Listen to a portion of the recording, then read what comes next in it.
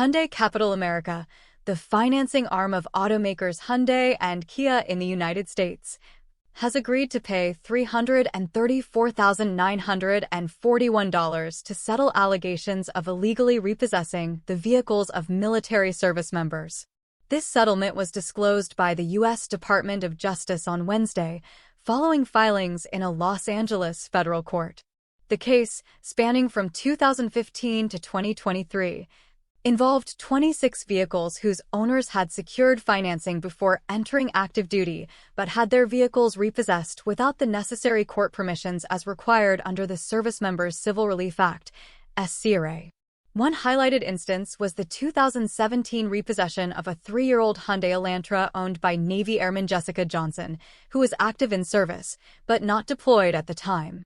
It wasn't until 2020 that Hyundai Capital America recognized the error in repossessing her vehicle, with Johnson still owing $13,796 on her car. Assistant Attorney General Kristen Clark emphasized that military service members should not have to fear losing their vehicles while serving the nation. As part of the settlement, Hyundai Capital America will compensate each affected service member with $10,000 plus any lost vehicle equity, and will take measures to repair their credit. An additional $74,941 will be paid to the U.S. Treasury to serve the public interest.